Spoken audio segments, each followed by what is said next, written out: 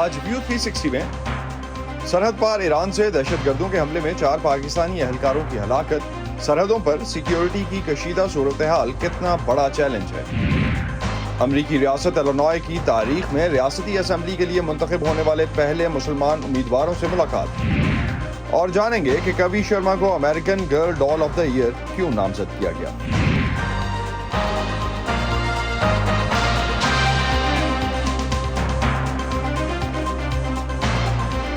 Voice of امریکہ کے Washington studios میں آپ سب کو خوش آمدید۔ آپ دیکھ رہے ہیں پروگرام ویو 360 اور میں ہوں اسد اللہ خالد۔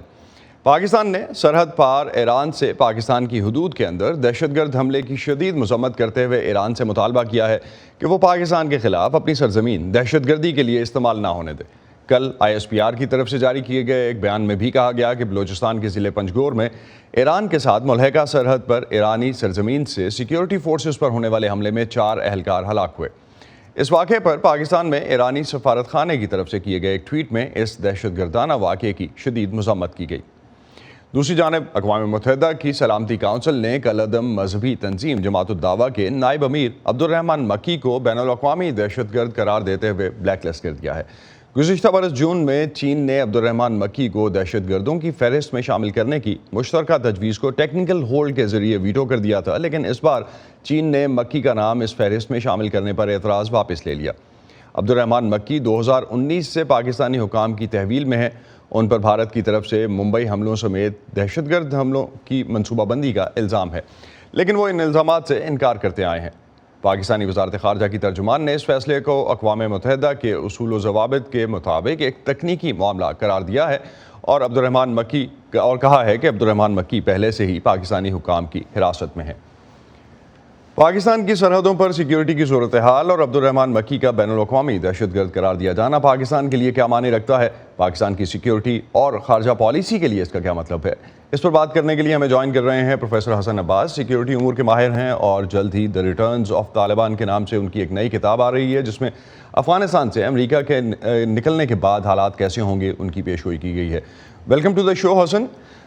جماعت الدعوہ کے نائب امیر کو بین الاقوامی دہشت گرد قرار دینے میں اس سے پہلے چین ایک رکاوٹ تھا۔ چین کا اعتراض واپس لینا کیا چین کے فیصلے میں یہ تبدیلی پاکستان کی پالیسی میں تبدیلی کو ظاہر کرتا ہے؟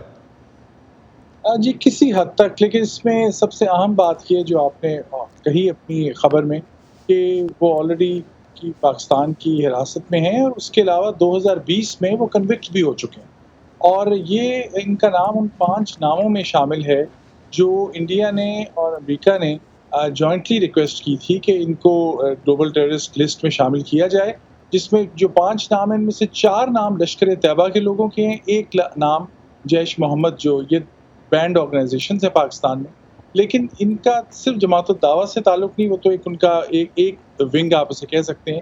یہ مین کور ان پہ الزام یہ ہے کہ یہ لشکر طیبہ جو آلریڈی ڈکلیئر ٹیررسٹ گروپ ہے اس میں یہ شامل تھے، اور ان پہ آلریڈی کیس تھا فائنینشیل مس مینجمنٹ کا اور فائنینشیل منی لانڈرنگ کا۔ یہ وہ ایشو ہے جس کی وجہ سے پاکستان FATF میں مشکل کا سامنا کرتا رہا، اور پچھلے سال صورتحال مختلف تھی۔ اب پاکستان اس فہرست سے نکل چکا ہے۔ اب پاکستان کے لیے اتنی سیریس سچویشن نہیں ہے، کیونکہ پاکستان نے بہت سی ریکوائرمنٹس جو ہیں وہ پوری کر لی ہیں، اور اس مشکل سے پاکستان اس لسٹ سے باہر ہے۔ اس وجہ سے شاید اب وہ چائنا نے بھی ضروری نہیں سمجھا، یا شاید پاکستان کی بھی ریکوائرمنٹ نہ ہو، کیونکہ یہ کنوکٹ بھی ہو چکے ہیں۔ تو پھر آپ سمجھتے ہیں کہ پاکستان کی ایسے عسکریت پسندوں کے حوالے سے اپنی پالیسی جو ہے وہ تبدیل ہو رہی ہے یا ہو چکی ہے آلریڈی؟ اور اگر ایسا ہے تو کیوں؟ صرف FATF ہی تھا یا آن ورڈز بھی ایسے کوئی سلسلہ ہے؟ نہیں، آن ورڈز بھی ایسا رہے گا، کیونکہ پاکستان کی پالیسی میں تبدیلی ایک میجر حد تک آ چکی ہے، خاص کر لشکر طیبہ کے بارے میں، کیونکہ جو حافظ سعید جو ان کے سربراہ تھے، جو ان کے قریبی عزیز بھی ہیں مکی کے، وہ آلریڈی کنوکٹڈ ہیں، اور ان کا کنوکٹ ہونا اور ان کے سارے کیسز کا سامنا کرتے ہوئے بہت سے کیسز میں وہ ان کو کنوکشن کا سامنا ہوا، وہ آلریڈی ایک پالیسی چینج تھی۔ اب پاکستان اور جیش محمد کے میں بھی کسی حد تک ہے، تو یہ پالیسی پاکستان مجھے لگتا ہے کنٹینیو کرے گا، کیونکہ یہ ایک پالیسی ڈیسیژن ہو چکا ہے بظاہر۔ اور اب اگر ہم پاکستان کے بارڈر ایریاز میں خاص طور پہ بلوچستان کے حوالے سے یا ایران کے حوالے سے بات کرتے ہیں، بلوچستان کے علاقے ایران میں ہم نے دیکھا کہ سرحد پار سے دہشت گردوں کے حملے میں پاکستانی فوجی اہلکار ہلاک ہوئے. طالبان کی کابل میں حکومت میں واپسی کے بعد سے افغانستان کے سرحد پر بھی کشیدہ صورتحال جو ہے وہ ایک معمول بنتی جا رہی ہے. ایرانی سرحد پر سیکیورٹی کا چیلنج بڑا ہے یا افغان سرحد پر, اور کیوں؟ اہم سوال ہے, اس کا سلسلہ بھی پچھلے آپ کے سوال سے جڑا ہوا ہے, لیکن پہلے ایران والی بات پہ اگر آپ اہم خبروں کو دیکھیں تو جو خبر آج پاکستان کی ہیڈ لائنز میں ہے کہ 4 جو اہلکار ان کے شہید ہوئے, بالکل ایسی خبر تقریباً 15-20 دن پہلے تھی ایران کے اخبارات میں, کیونکہ وہاں پر غالباً 20 یا 21 دسمبر کو ایران کی سیکیورٹی فورسز کے 4 لوگ جو ہیں وہ جو ہے جان سے ہاتھ دھو بیٹھے, اور اس کا سب الزام اس وقت پاکستان کے علاقے سے ٹیررسٹ پہ لگایا گیا. بالکل نہیں یہی خبر آپ کہہ سکتے ہیں, اس میں نام پاکستان اور ایران کا فرق تھا. تو یہ ریئیکشن بھی ہو سکتا ہے, اور سب سے بڑا مسئلہ اس بارڈر کے اوپر جو ہے وہ اسمگلنگ بھی ہے اور ایکسٹریمزم اور ٹیررزم بھی ہے. ایران بہت عرصے سے کہتا رہا کہ جند اللہ ایک ٹیررسٹ گروپ تھا جو پاکستان سے وہاں جاتا رہا. ایران سے بہت سے لوگ مسلسل پاکستان آتے رہے جو ہے دہشت گرد گروپس کے, اور پھر اسمگلنگ زیادہ بڑا مسئلہ ہے ایکسٹریمزم اور ٹیررزم کے ایشو سے. تو یہ دونوں طرف سے ٹٹ فار ٹیٹ جسے ہم انگریزی میں کہیں گے, یہ سلسلہ جاری رہا ہے. اور تھوڑی سا اس کا تعلق اس بات سے بھی ہے کہ جب آپ کو پتہ ہوگا پاکستان آرمی کے جو نئے سربراہ ہیں جنرل عاصم منیر, جب انہوں نے اپنا نیا عہدہ سنبھالا تو اس وقت یہ خبر آئی پاکستان میں کہ ایک وجہ جس کی وجہ سے ان کے تعلقات عمران خان صاحب جو اس وقت وزیر اعظم تھے ان سے کشیدہ ہوئے تھے, کہ عاصم منیر صاحب ISI کے چیف کے طور پر ایران گئے تھے, اور انہوں نے ان کو بڑا سخت وارن کیا تھا ایران کو کہ آپ کے جو گروپس پاکستان میں گڑبڑ کرتے ہیں ان سے بڑی سختی سے نپٹیں گے. اور وہ اتنی سخت طریقے سے انہوں نے بات اپنی وارننگ دی تھی کہ اس وقت ایران نے آفیشیلی پاکستان کو جو ہے کمپلین کیا تھا, اور اس کمپلین کے بیس پہ عمران خان نے ان کو کہا تھا کہ آپ ISI کے عہدے سے ان کو ہٹا دیا. تو ایک یہ بھی تھوڑا سا بیک گراؤنڈ اس میں لیا جا سکتا ہے. لیکن دونوں سوال جو لشکر طیبہ کے مکی کا ہے اور یہ لیٹسٹ, اس میں ایک اہم بات ضروری یہ ہے جو کنیکٹ کرتی ہے کہ زیادہ بڑا چیلنج پاکستان کے لیے اس وقت ہے تحریک طالبان پاکستان اور اسلامک اسٹیٹ خراسان. ان کے جو اٹیکس ہو رہے ہیں ان چیزوں کو ذہن میں رکھتے ہوئے یہ تھوڑی سی غیر اہم تو نہیں کہہ سکتے, لیکن یہ ڈاؤن دا لسٹ ہیں, اور ان کو پاکستان چاہتا ہے کہ یہ دونوں ایشوز جو ہیں یہ اتنے سیویئر نہ بنے, کیونکہ پاکستان کو زیادہ بڑا مسئلہ جو ہے وہ تحریک طالبان سے پیش ہے. یہ کانٹیکسٹ میں رکھنا بھی بات ہے. بہت شکریہ حسن آپ کا. پروفیسر حسن عباس ہمارے ساتھ تھے, اور جو اس وقت پاکستان میں خاص طور پہ جو TTP کا چیلنج ہے ان کے خیال میں وہ سب سے بڑا چیلنج ہے, اور افغانستان اس کے بعد, اور سیکنڈلی اگر ہم پرائورٹائز کرتے ہیں تو ایران اس میں تیسرے نمبر پہ آئے گا. بہت شکریہ پروفیسر حسن ہم سے بات کرنے کا. کیا آپ کے موبائل اور لیپ ٹاپ پر وائس آف امریکہ کی ویب سائٹ نہیں کھلتی؟ تو آپ ہمارا کانٹینٹ دیکھنے اور پڑھنے کے لیے ہمارے فیس بک پیج پر آئیں.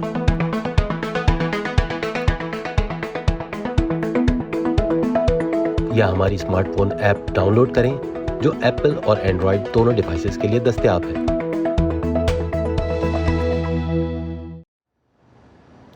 اور اب بات کرتے ہیں امریکی سیاست کی. 2 ماہ پہلے امریکہ کے وسط مدتی انتخابات میں مسلمان امیدواروں کی ایک بڑی تعداد نے بھی حصہ لیا. ان انتخابات میں ریاست الینوائے کے ایوان نمائندگان کی تاریخ میں پہلی بار 2 مسلمان اراکین بھی منتخب ہوئے. ان میں ریاستی تاریخ کی سب سے کم عمر رکن جو کہ ایک بھارتی نژاد مسلمان ہیں, اور ان کے علاوہ ایک فلسطینی نژاد مسلمان بھی شامل ہیں.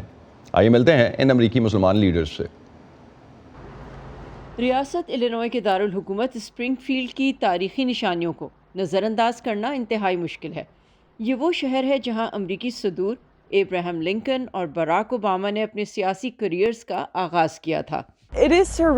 یہ جاننا ناقابل یقین ہے کہ ابراہم لنکن بھی اسی عہدے پر فائز تھے جس پر میں ہوں. نبیلہ سید نے جب الینوائے کے ایوان نمائندگان میں اپنا پہلا قدم رکھا تو تاریخ ان کے ذہن میں تھی. ہمارے ٹور گائیڈ نے بتایا کہ اس نے براک اوباما کی تصویر بھی عین اسی جگہ لی تھی جہاں میں اور میرا خاندان تصویر بنوا رہے تھے. لہٰذا اس تاریخ کے بارے میں سوچنا جس کا وجود یہاں اسپرنگ فیلڈ میں ہے, اور وہ تاریخ جو ہم رقم کر رہے ہیں, یہ ایک ناقابل یقین احساس ہے.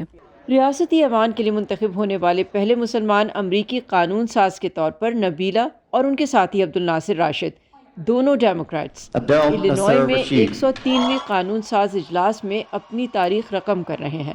میرے خیال میں یہ ذہن میں رکھتے ہوئے کہ الینوائے میں مسلمانوں کی فی کس آبادی سب سے زیادہ ہے، میری خواہش تھی کہ ایسا جلد ہو جاتا۔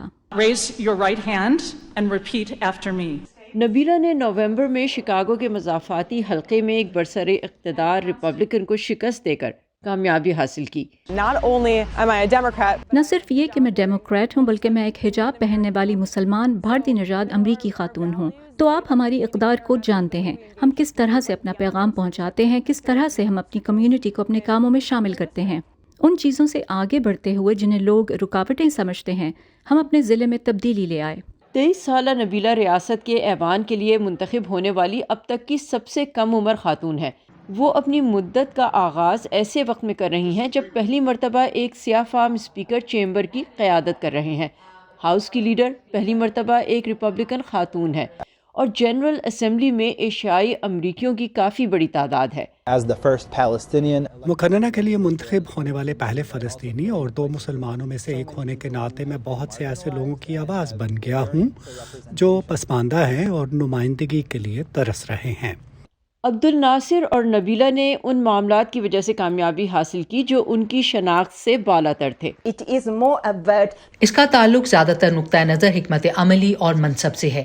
میرے خیال میں یہی وجہ ہے کہ انہیں صرف مسلمان آبادی کی ہی نہیں بلکہ وسیع تر کمیونٹی کی حمایت حاصل ہوئی ہے۔ ریاستی تاریخ میں ڈیموکریٹس کو ان کی سب سے بڑی ایوان میں اکثریت دلانے میں عبد الناصر اور نبیلہ کی انتخابی کامیابیاں اہم تھیں۔ انہوں نے جن معاملات اور پالیسیز کے بارے میں بات کی وہ زیادہ تر فوری درپیش اہم مسائل کے بارے میں ہیں، جیسے تولیدی صحت، اسقاط حمل کا قانون وغیرہ، اور صنفی مسائل اور مذہبی آزادی کے بارے میں بھی، ایک ایسے وقت میں جب مذہبی قدامت پسندی سیاست پر اثر انداز ہو رہی ہے۔ میرے انتخاب کا سبق، نبیلہ کا انتخاب اور بہت کچھ، یہ صرف مسلمان ہی نہیں بلکہ ایسے لوگوں جیسے ہوان ایک ویتنامی مہاجر جو منتخب ہوئے، شیرون چنگ ایک کوریائی امریکی جو منتخب ہوئے۔ الینوائے کی مقننہ میں ان کی تعداد ہماری ریاست میں تنوع کی عکاس ہے۔ یہ ایسی چیز ہے جس پر ہمیں فخر کرنا چاہیے اور جسے ہمیں قبول کرنا چاہیے۔ ریاستی تاریخ میں ڈیموکریٹس کو ان کی سب سے بڑی ایوان میں اکثریت دلانے میں عبد الناصر اور نبیلہ کی انتخابی کامیابیاں اہم تھیں۔ ہماری جمہوریت ہم سے ہے اور ہم امریکہ کو زبردست ملک بنانے میں اپنا حصہ ڈال رہے ہیں۔ کین فرابا کے ساتھ صبا شاہ خان، وائس آف امریکہ۔ امریکی ریاست ٹیکساس کے جارج ڈبلیو بش انسٹیٹیوٹ نے امریکہ بھر میں ایسے شہری علاقوں کی درجہ بندی کی ہے جہاں تارکین وطن ترقی کر رہے ہیں اور انہیں کھلے دل سے قبول بھی کیا جا رہا ہے۔ اس رپورٹ میں جن علاقوں کی درجہ بندی کی گئی ہے اس میں سے ریاست کولوراڈو کا ایک قدامت پسند شہر کولوراڈو اسپرنگز بھی شامل ہے۔ اس اوورال اگر ہم شہر کی فہرست میں دیکھتے ہیں کہ اس کو کیوں اس فہرست میں شامل کیا گیا ہے تو وائس آف امریکہ نے یہی ریزنز جاننے کی کوشش کی اپنی اس رپورٹ میں۔ کارتھک ردوناتھ پلانی ملائی ایک سافٹ ویئر کنسلٹنٹ ہے۔ L1 ٹیک ویزا پر امریکہ پہنچنے کے بعد ان کا کہنا ہے کہ انہیں سیٹل ہونے کے لیے کولوراڈو اسپرنگز کی انتظامیہ کی جانب سے کوئی مدد نہیں ملی۔ اس کی بجائے انہوں نے شہر کی بھارتی نژاد کمیونٹی پر انحصار کیا۔ انہوں نے مجھے رہائش، اس جگہ کے قریب کام اور پھر گروسری کی دکانوں یا دیگر چیزوں کے حصول میں میری مدد کی، تو انہوں نے پہلے 3 مہینوں میں واقعی میری مدد کی۔ سینٹرو ڈی لا فیملیا کی جیکی جرامیلو کہتی ہیں کہ کارتھک جیسے نئے آنے والے اکثر پوشیدہ اور الگ تھلگ رہتے ہیں۔ یہ بہت مشکل ہے، ادارہ جاتی رکاوٹیں بہت ہیں اور ثقافتی رکاوٹیں بھی ہیں۔ نسل پرستی یقیناً ہے۔ ہمارے بہت سے لوگ، بہت سے تارکین وطن جن کی ہم خدمت کرتے ہیں، جرائم کا نشانہ بنتے ہیں۔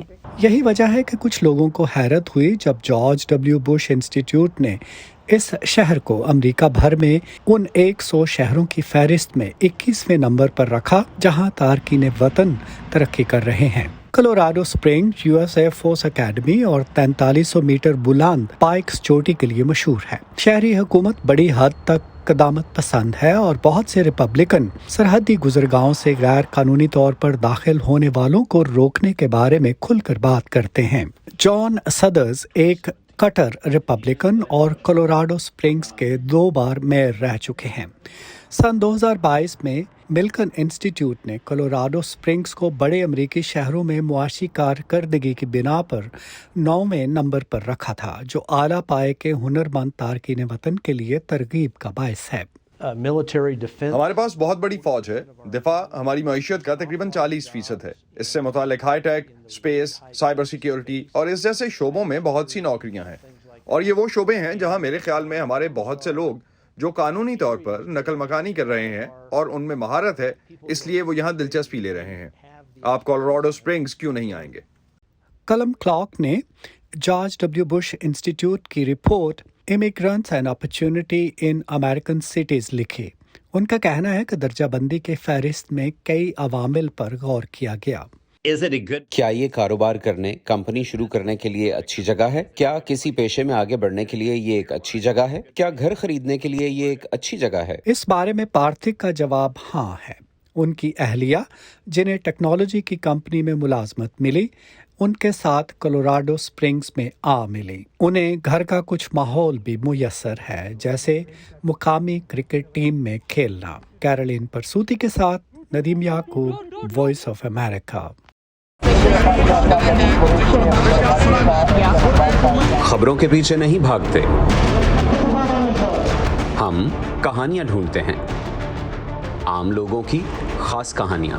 मैं कोई उनसे अलग मखलूक तो ना थी, तो क्यों ना मैं एक ऐसा काम करूं कि जिसमें मैं महारत हासिल करूं, और वो नेकी क्या हो, जो छोटी छोटी कोशिशों से बदल रहे हैं बेशुमार जिंदगियां। मुझे जब भी जरूरत हुई मुझे इन्होंने माशाल्लाह कर्जा दिया और मेरा कारोबार बहुत अच्छा चला। ला रहे हैं अपने इर्द गिर्द बड़ी तब्दीलियां। अक्सर जो यहाँ बच्चे हैं ना, वो भीख मांगने वाले बच्चे हैं, और जब ये बच्चे स्कूल में आए तो बहुत सारे बच्चे खुश हो रहे थे। आज वहीं और यहाँ बेहिचक अपने प्लांटों पर, मतलब अपने गोट के प्लांट पर आती हैं, पानी भरती है। हम जाते हैं खबरों से आगे।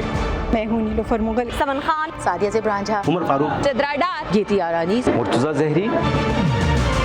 हम हैं वॉइस ऑफ अमेरिका।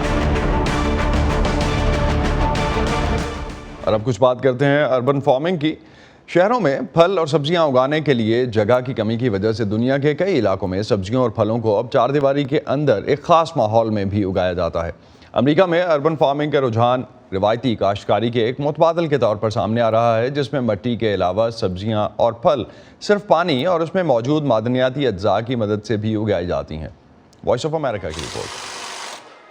मैंने शहरी ज़राअत की दुनिया में उस वक्त कदम रखा जब मैं अभी कॉलेज की तालिबा थी। सब्जियां लगाना और तलबा के साथ काश्तकारी करना।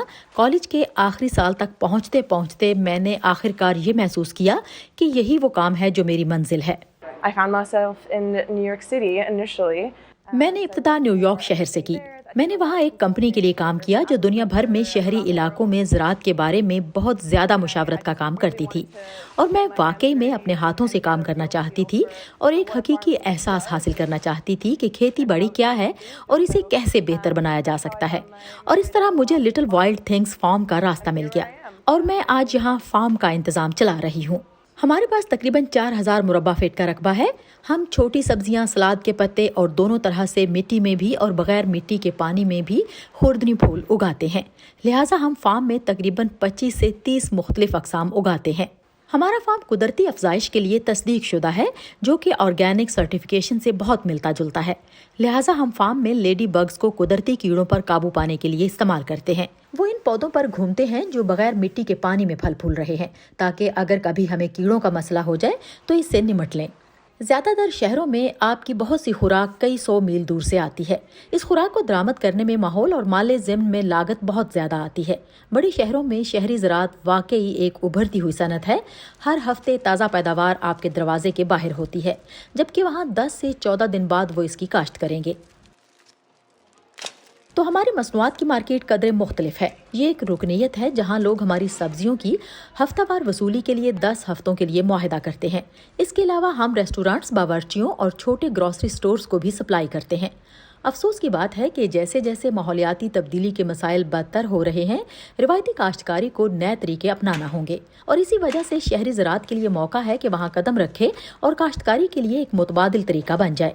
लिहाजा मैं यकीनी तौर पर सोचती हूँ कि ये मॉडल दुनिया के तमाम इलाकों के लिए काबिल कबूल है।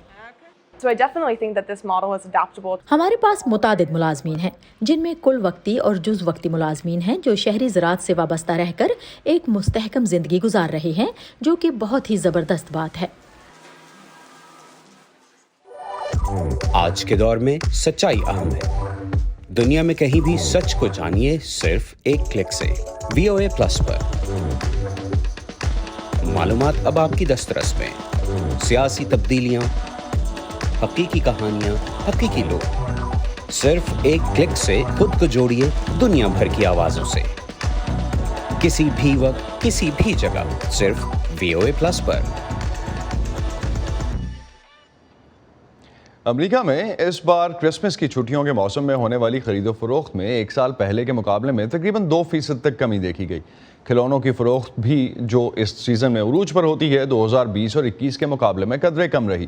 دنیا بھر کی کھلونوں کی صنعت کا حجم $150 ارب ہے، اور حالیہ رجحانات کو دیکھتے ہوئے کھلونوں کی صنعت میں بہت سی تبدیلیاں بھی آ رہی ہیں۔ بدلتی ہوئی معاشرتی اقدار کو سامنے رکھتے ہوئے ایسی ہی ایک تبدیلی ڈالز یا گڑیا بنانے والی کمپنی کو بھی کرنا پڑی۔ سبات زکریا کا ولاگ۔ امریکہ میں نے تو بہت دیر سے مائگریٹ کیا، لیکن یہاں پر کھلونوں کا سیکشن دیکھ کر دل چاہتا ہے کہ کاش اس عمر میں آئے ہوتے جب یہ سب خریدتے ہوئے شرمندگی نہ محسوس ہوتی۔ Lego sets, puzzles, cars, dinosaurs اور ڈالز کی آپ کو یہاں پر بہت ورائٹی نظر آئے گی۔ امریکہ میں گڑیوں کی ارتقاء کی کہانی بھی بہت دلچسپ ہے، اور اس کہانی میں سب سے نئی انٹری ہے امریکن گرل ڈال کی کوی شرما۔ امریکن گرل ڈال نام کی مشہور کمپنی ہر سال ایک ایسی گڑیا نکالتی ہے جسے گرل آف دا ایئر کہا جاتا ہے۔ سال 2023 کی امریکن ڈال گرل آف دا ایئر ایک بھارتی امریکن لڑکی ہے، کوی شرما۔ کوی کا تعلق میٹاچن نیو جرسی سے ہے، اور اسے بالی ووڈ کا شوق ہے، براڈ وے تھیٹر شوز دیکھنے کا شوق ہے، اور اس کے گھر میں ایک دادی ماں رہتی ہیں۔ یہ گڑیا $115 میں خریدی جا سکتی ہے، جس کے ساتھ آپ کو ایک چھوٹی کتاب بھی ملے گی جو آپ کو کوی کی بیک گراؤنڈ کے بارے میں بتائے گی۔ یوں تو کوی ایک عام امریکن لباس میں آتی ہے، لیکن اگر آپ چاہیں تو $45 میں اس کے لیے ایک روایتی انڈین لباس بھی خرید سکتے ہیں۔ ہو سکتا ہے آپ کو یہ سب بچوں کا کھیل لگ رہا ہو، لیکن دنیا میں ٹوائز کی انڈسٹری $150 بلین کی انڈسٹری ہے، اور اس کا ڈالز بہت بڑا حصہ ہے۔ 2013 سے لے کر 2016 کے درمیان میٹل، وہ کمپنی جو باربی اور امریکن گرل ڈال ان دونوں کو بناتی ہے، اس کو $342 ملین کا نقصان ہوا۔ اور وہ کیوں؟ اس لیے کیونکہ اس ٹائم پر بہت سے والدین کا خیال تھا کہ باربی جن خیالات کی نمائندگی کرتی ہے وہ دقیانوسی اور پرانے ہو چکے ہیں، یعنی کہ ایک پتلی لمبی سفید فام لڑکی جس کے زیادہ تر مشاغل اور خواہشات فیشن اور روایتی گھریلو مصروفیات تک محدود ہیں۔ اس تنقید کو دیکھتے ہوئے میٹل نے مختلف قسم کی باربیز نکالنا شروع کر دی، مختلف قسم کی جسامت اور نسل کی باربیز، ویل چیئرز پر بیٹھی باربیز، ہیرنگ 8 کان کا آلہ پہنی باربیز، یہاں تک کہ اب مارکیٹ میں 200 اقسام کی باربیز موجود ہیں، جس کی وجہ سے 2022 میں میٹل نے 10% زیادہ منافع کمایا ہے۔ امریکن گرل ڈال کی کوی شرما بھی اسی ڈائیورسٹی کی طرف ایک پش ہے۔ سوچتی ہوں کہ اسے خریدوں یا نہیں۔ آپ سے ملوں گی اگلی ویڈیو میں، تب تک کے لیے خدا حافظ۔ جانیں گے کہ سباہت نے یہ ڈال خریدی یا نہیں، بٹ اسی پہ ختم کرتے ہیں آج کا ویو 360۔ اسٹے سیف، اور پاکستان اور خطے سمیت دنیا بھر کی اہم خبروں اور دلچسپ معلومات کے لیے آپ آ سکتے ہیں ہماری ویب سائٹ urduvoa.com پر۔ یہ سارا کانٹینٹ آپ کو ملے گا ہمارے سوشل میڈیا پلیٹ فارمز پر بھی، facebook.com/VOA Urdu، یوٹیوب پر ہمارا چینل ہے VOA Urdu کے نام سے، اور ٹویٹر انسٹاگرام پر ہمارا ہینڈل ہے @VOA Urdu۔ اب تک کے لیے اتنا ہی، اسد اللہ خالد کو اجازت دیجیے، خدا حافظ۔